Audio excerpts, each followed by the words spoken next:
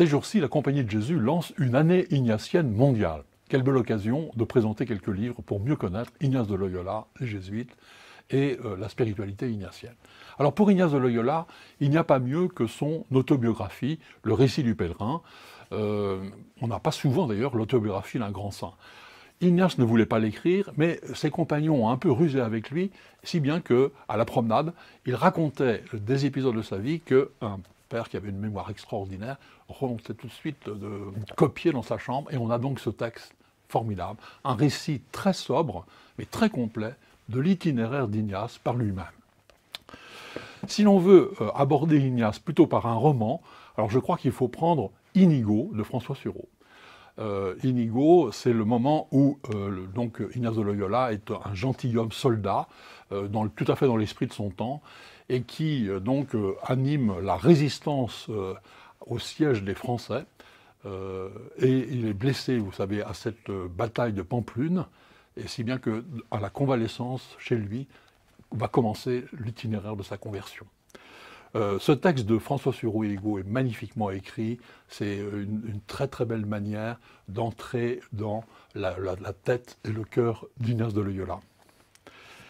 Alors, évidemment, la grande œuvre d'Ignace de Loyola, vous me direz, c'est les exercices spirituels. Évidemment, on en parle, il faut en parler, mais ce n'est pas un livre à lire, c'est un livre à faire. C'est en fait, effectivement, des exercices guidés par quelqu'un. C'est un outil pour choisir sa vie devant Dieu.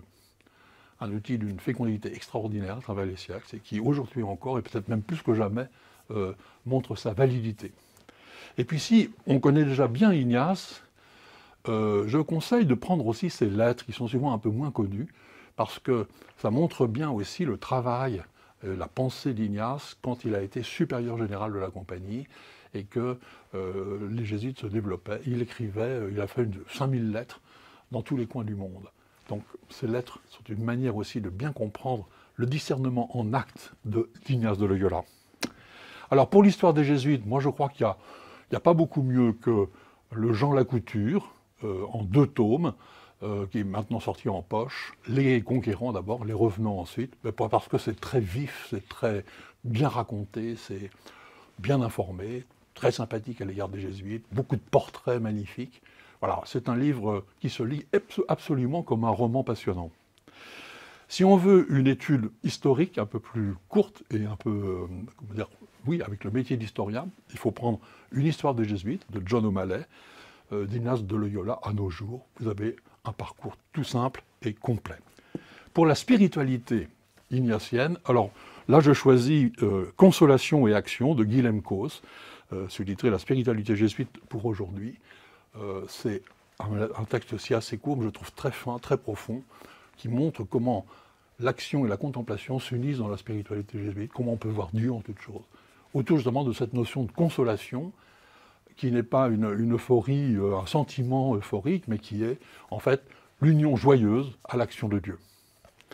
Et je termine avec un livre qui vient de paraître, de Arturo Sosa, qui est le supérieur général actuel de la Compagnie. Ça s'appelle En chemin avec Ignace. Ce sont des conversations où il parle de l'état du monde, de l'état de l'Église, de l'état de la Compagnie et des priorités apostoliques actuelles de la Compagnie de Jésus. C'est évidemment un livre très important.